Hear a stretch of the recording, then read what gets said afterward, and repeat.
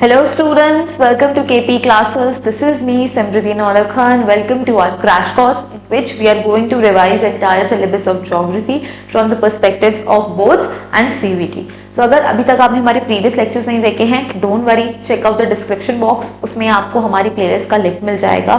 साथ ही साथ WhatsApp और Telegram कम्युनिटी का पार्ट बनने के लिए आपको क्या करना है, हमारा व्हाट्सएप और टेलीग्राम कम्युनिटी के लिंक्स डिस्क्रिप्शन में मिल जाएंगे, उसको ज्वाइन करना है ताकि आप informative quizzes, daily informative videos and coming lectures, new updates regarding boards and CVT से वाकिफ रहें. Okay, so let's get started. इन सभी लेक्चर्स की PDFs and notes they are available on our app which is KP class exam prep app. और अगर आप iOS user हैं तो क्लास प्लस ऐप के नाम से मिलेगा. क्या करना है, आपको लॉग इन करना है, put on your credential. In the free material section you will be getting all these PDFs absolutely free of cost. So today is day 7, lecture 7, transport, communication and trade, fundamentals of human geography हम revise कर रहे थे. Before that I have a great news for all of you. आप अपनी CUET की preparation को और अच्छे से बूस्ट कर सकते हैं हमारे साथ जुड़ के, हमारे उड़ान बैचेस का पार्ट बनके, जहां पे आपको personalised mentoring, performance tracking, live classes, recorded backup of our live classes, regular mock test and regular feedback की सारी चीजें अवेलेबल होंगी. तो यहाँ पे हम किस पे फोकस कर रहे हैं, डोमेन्स सारे स्ट्रीम्स के लिए अवेलेबल हैं एंड आप अपने सारे domains including GT and language complete कर सकते हैं विद इन 4999. So 4999 में आप अपना पूरी सीवीटी की प्रिपरेशन हमारे साथ कर सकते हैं. साथ ही साथ अगर आप जनरल टेस्ट की तैयारी कर रहे हैं वो भी अवेलेबल है इन जस्ट 2999, जिसमें आप language and general test prepare कर सकते हैं. And these are the books that you will be getting from our sites and these books contain more than 1200 MCQs. तो एग्जाम देने से पहले आप सारे ही डोमेन्स के 1200 MCQs रिवाइज करके जाएंगे including previous year questions. And हम अपने लाइव क्लासेस में 1000 से भी ज्यादा MCQs को सॉल्व भी करने वाले हैं. So what you guys are waiting for, अभी के अभी हमारे उड़ान बैचेस का पार्ट बनिए एंड अपनी सीवीटी प्रिपरेशन को बूस्ट करिए and get into your dream college. So let's get started. Transport and communication. So transport की बात करें, एक ऐसी सर्विस होती है, ऐसी फैसिलिटी होती है जिसमें the persons are carried and goods are carried from one place to another. कैसे? Using human beings, animals and different kinds of vehicles. Such movements take place over land, water, air. So movement of goods and people from one place to another, ठीक है, through land, water and air. ये क्या है? कुछ नहीं है, ये transport है. ठीक है, लैंड की बात करें, लैंड ट्रांसपोर्ट में दो पार्ट्स आ जाते हैं, roadways and railways. And shipping and waterways आ जाता है आपका वाटर, एंड एयर की बात करें तो एयरवेज. देन लास्ट आ जाता है आपका पाइपलाइंस, जो एक लिक्विड मटेरियल को कैरी करता है like natural gas, ores, petroleum. Okay, so that is, तो वो it is confined only to the liquid form. ऐसी चीजें जो लिक्विड फॉर्म में हैं and it can be carried through pipelines होंगी. ठीक है, sir there are several places जिसे नोड्स कहते हैं, provide series of routes to form a pattern for a transport network. अब बात करेंगे मोड्स ऑफ ट्रांसपोर्टेशन की. So principal modes of transportation land है, वाटर है, एयर है, पाइपलाइंस है. तो इस चैप्टर में हम roadways, railways, waterways, Airways and pipelines पढ़ेंगे. International movement of goods is handled by ocean freighters and road transport is cheaper and faster over the short distances and door-to-door service.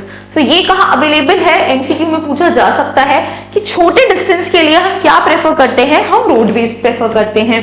Then railways क्या है, large volume of bulky goods over long distance के लिए हम railway prefer करेंगे. Then high value light and perishable items जो जल्दी खराब हो सकते हैं उसके लिए हम एयरवेज प्रेफर करते हैं. अब लैंड ट्रांसपोर्ट की बात करें, हमने अभी पढ़ा दो पार्ट्स में डिवाइडेड है, roadways and railways. So most movements of goods and services takes place over the land. Majority जितना भी ट्रांसपोर्टेशन है वो हमें लैंड से ही देखने को मिलता है. व्हील की इन्वेंशन के बाद कार्ट्स एंड व्हीगन्स बहुत इंपॉर्टेंट हो गए एंड ये रेवोल्यूशन जो ट्रांसपोर्ट में आया after the invention of steam engine, उन्होंने क्या करा, रेलवेज की इंपॉर्टेंस को इंक्रीज करा. ठीक है, सो पहला पब्लिक रेलवे की बात करें, कब ओपन हुई थी, इंटरनेशनल वे में 1825 में इट वाज ओपन. कब, Stockholm and Darlington in the northern England and then onwards. Okay, Then railway became most popular and fastest means of transport in the 19th century. Among the newer developments in land transportation are pipelines, ropeways and cableways. And ये जो liquid हो गया like mineral oil, water, sludges and sewers, ये pipelines के through transport होता है. अब roads की बात करें, ये इकोनॉमिकल है, छोटे डिस्टेंसेस के लिए बेस्ट होता है क्या? Roadways compare to the railways. ठीक है.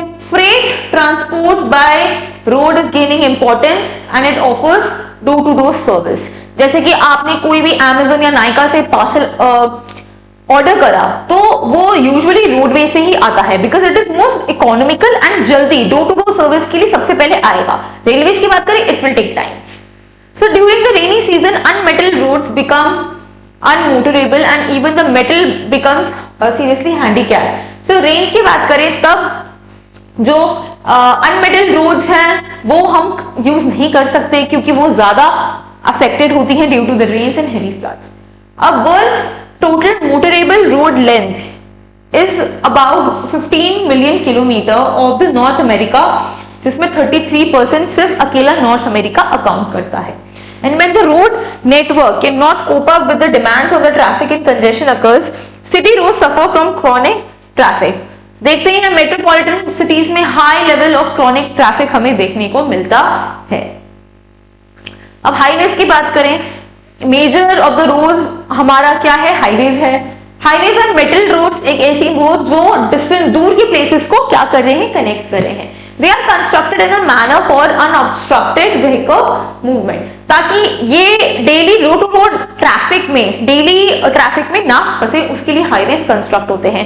These are 80 metre wide, separate traffic lanes होते हैं, कुछ ब्रिजेस हो गए, फ्लाईओवर्स हो गए, dual carriageways to facilitate uninterrupted traffic flows. So in developed countries, every city, port, town is linked through highways. North America की बात करें, highway density is high, about 0.65 kilometre per square kilometer, and cities located on the Pacific West, ये काफी ज्यादा connected किससे हैं? Atlantic east से काफी ज्यादा कनेक्शन है. ठीक है. लेकिन सिटीज ऑफ कनाडा की बात करें, ये मेक्सिको से कनेक्टेड है साउथ में. कैनेडियन हाईवेज वैंकूवर आइलैंड से कनेक्टेड है. तो ये सारे हाईवेज आपको एमसीक्यूज के लिए याद करने हैं. देन अलास्कन हाईवे की बात करें, ये एडमोंटन कनाडा से लिंक्ड है to Anchorage in Alaska. Then transcontinental sewer highway, this is straight away your previous question, काफी इंपॉर्टेंट है कि डार्विन और मेलबर्न को कनेक्ट करता है through Tennant Creek and Alice Springs in Australia. तो कहाँ है ये? ऑस्ट्रेलिया में है. देन सबसे ज्यादा vehicles and well developed highways हमें पूरे वर्ल्ड में कहाँ मिलेंगे? हमें यूरोपियन कॉन्टिनेंट में मिलेंगे. Again MCQ. रशिया की बात करें, dense highway network is developed, जिसे क्या कहते हैं? Moscow Vladivostok highway serves the region to the east. China में highway crisscross the country connected all major city, सांगसो, Shanghai, Guangzhou and Beijing. Africa में Algiers in the north to Conakry in the Guinea. India में बात करें, there are so many highways like NH7 जो वाराणसी और कन्याकुमारी को join करता है, it is the longest in the country. Then golden quad GQ golden quadrilateral highway जो सारे मेट्रोपॉलिटन सिटीज को कनेक्ट करता है. ठीक है. देन बॉर्डर रोड्स की बात करें, जो बॉर्डर एरियाज के पास में कंस्ट्रक्ट होती हैं for better communication facility. So roads along the international boundary are known as the border roads. ये काफी ज्यादा इंपॉर्टेंट है. सबसे पहला रिमोट एरियाज में लोगों को इंटीग्रेट करने के लिए and with major cities providing defense. Almost all countries have such roads to transport goods to the border village and military camps. This was all about roadways. अब बात करेंगे हम रेलवेज की. So railways एक और लैंड ट्रांसपोर्टेशन का ही part है जो बल्कि गुड्स और पैसेंजर्स को दूर के डिस्टेंस तक क्या करता है? हेल्प करता है ट्रैवल करने के लिए. Comparatively expensive than roadways and cheaper than airways. So Europe के पास सबसे ज्यादा डेंस रेलवे कहा जाता है and Belgium has the highest density of 1 kilometre railway for every 6.5 square kilometre. As it started, railway का जो इनॉग्रेशन है वो यूरोप में ही स्टार्ट हुआ, इस वजह से Europe has a dense rail networks. Then passenger transport is more important than freight in many of these countries. So freight से ज्यादा, goods से ज्यादा हम पैसेंजर ट्रांसपोर्टेशन पे फोकस करते हैं. Then underground railways, ये बहुत ज्यादा लंदन और पेरिस के सिटीज में underground subways and underground railways बहुत ज्यादा इंपॉर्टेंट सोर्स हैं. Then Channel Tunnel operated by Eurotunnel Group through England connects London with Paris. Then transcontinental railway lines have lost their importance because quicker and more flexible transport system of airways and roadways. So in Russia, railway accounts for about 90% of the country's total transport with a very dense network west of the Urals. Then North America की बात करें has one of the most extensive rail networks accounting for nearly 40% of the world's total. Then most dense rail network ये highly industrialized and urbanized region में ही मिलता है USA के और Canada के. In Canada की बात करें railways in the public sector distributed, they are sparsely distributed. Then East-West Australian National Railways lines runs across the country from Perth to Sydney. Then New Zealand की जो रेलवेज हैं ये नॉर्थ आइलैंड से farming area तक connect करते हैं. South America की बात करें, यहाँ पे काफी ज्यादा डेंस रीजन में मिलता है. पंपास जो ग्रासलैंड्स हैं साउथ अमेरिका के and coffee growing region Brazil से ये कनेक्ट करता है. Then Peru, Bolivia, Ecuador, Colombia, Venezuela, they have short single track rail lines from ports to interior with no interconnecting legs. Then Asia की बात करें, rail network काफी ज्यादा dense है बिकॉज ऑफ द पॉपुलेशन. कहाँ concentrated है? Japan, China and India में, and बाकी कंट्रीज में काफी ज्यादा कम रेल रूट्स हैं. अफ्रीका की बात करें, it has only 40,000 kilometers of railway with South Africa alone accounting for 18,000 kilometers.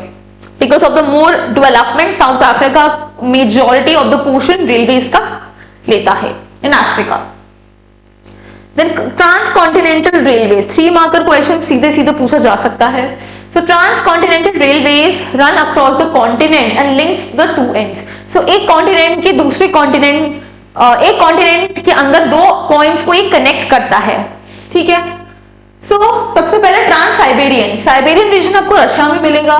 ठीक है. It runs from Saint Petersburg in the west to Vladivostok in the on the Pacific coast, जो Moscow, Ufa, Novorossiysk, इक्रूत्स, Chita and Khabarovsk को connect करेगा. ठीक है. Then trans Canadian railway 7050 kilometre long है. ये runs from Halifax in the east to Vancouver on the Pacific coast, passing through the Montreal, Ottawa, Winnipeg, Calgary, and कब construct हुआ था? 1886 में it was constructed. Then it connects Quebec, Montreal industrial region with the wheat belt of the prairie region and the coniferous forest region in the north as well. Then Union and Pacific Railways की बात करें, it connects New York on the Atlantic coast to San Francisco on the Pacific coast, passing through Cleveland, Chicago, Omaha, Evans, Ogden, and Sacramento. Then Australian Transcontinental Highway, east-west runs across the east-west southern part of continent, Perth to Sydney, passing through Kalgoorlie, Broken Hill and Port Augusta. The last Orient Express Paris to Istanbul होता है, passing through Strasbourg, Munich, Vienna, Budapest and Belgrade. And सबसे ज्यादा cheese, bacon, oats, wine, fruits इस railways के through transport होते हैं. So these are the major transcontinental railways जिसमें आपका 3 marker question या 5 marker question बनता है. Now third most important is water transport. Okay, so oceans are linked with each other ships के through. Water transport is divided into sea routes and the inland railways. अब sea routes की बात करें, ocean offer a smooth highway traversable in all the directions.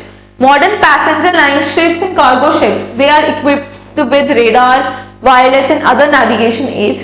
Development of the refrigerated chambers for perishable goods, tankers, specialized ships, ये improve करा इन्होंने cargo transport को.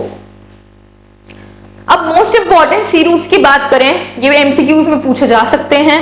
ये देखें.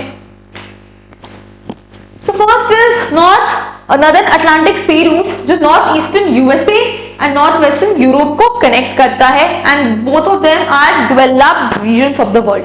सो दो developed regions of the world, उसको कौन कनेक्ट करता है? नदर्न अटलांटिक सी रूट, जिसके लेफ्ट एंड पे it is USA and right end पे it is Europe.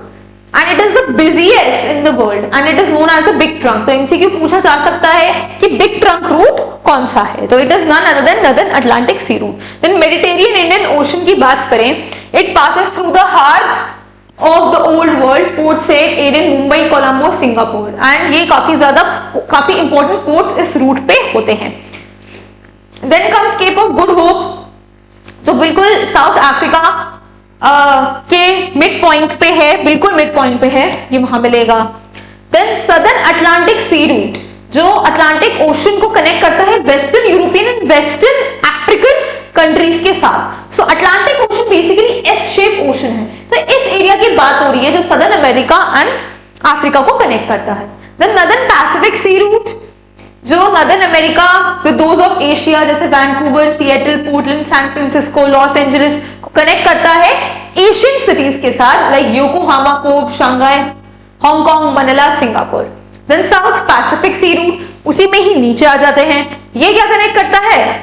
Western Europe and northern America with Australia and New Zealand. Coastal shipping की बात करें, एक कन्वीनियंट मोड ऑफ ट्रांसपोर्टेशन आ जाता है along the coast line and USA, China, India में काफी ज्यादा कनेक्टेड है कि हम कोस्ट के जरिए क्या कर रहे हैं? प्रोडक्ट्स को शिप कर रहे हैं. देन शिपिंग कैनाल्स, दो कैनाल्स पढ़ेंगे हम, Panama canal and Suez canal. This canal was constructed in 1869 in Egypt between the Port Said in the north and Port Suez in the south, linking Mediterranean sea and the Red sea. तो कौन से दो seize को ये connect करता है? Mediterranean and red सी को connect करता है. कब बना था? 1869 में बना था. एंड यूरोप को एक नया गेटवे दिया, कहां पे? इंडियन ओशन के साथ. एंड रिड्यूस किया direct sea route distance between Liverpool and Colombo. दूसरा इंपॉर्टेंट आ जाता है पनामा कैनाल. ये किसको कनेक्ट करेगा? Atlantic Ocean to the Pacific Ocean. और ये पनामा इस्थमस के से कंस्ट्रक्ट हुआ है between Panama City and Colon. किसने बनाया? यूएस गवर्नमेंट ने बनाया, जहां पे इन्होंने ये एरिया को क्या किया था? परचेज किया था. ये था सी रूट्स. अब बात करेंगे हम इनलैंड वाटरवेज की. So rivers, canals, lake, coastal areas ये काफी ज्यादा इंपॉर्टेंट हो जाते हैं. Then development of inland waterways किसकी वजह से आए? नेविगेशन की वजह से आए, क्योंकि riverways lost importance because of the competition from railways, lack of water due to the diversion of irrigation and their poor maintenance. So despite inherent limitations, many rivers have been modified to enhance their navigability by dredging, stabilizing the river banks. उसी में important inland waterway आता है राइन waterway. So राइन river कहाँ flow करती है? Germany and Netherlands. ये MCQ के लिए इंपॉर्टेंट है. ठीक है. नेविगेशन कहां तक हो सकता है? 700 किलोमीटर तक होगा. कहां से? रॉटरडैम तक. And its mouth in the Netherlands to Basel in Switzerland. Then यहाँ पे कौन सी रिवर ज्वाइन करेगी? रूर रिवर, जो जर्मनी के अंदर ही है. And Dusseldorf is the Rhine port of this region. So ये क्या है? ये काफी ज्यादा वर्ल्ड का हेविली यूज्ड पोर्ट है एंड कनेक्ट इंडस्ट्रियल एरियाज.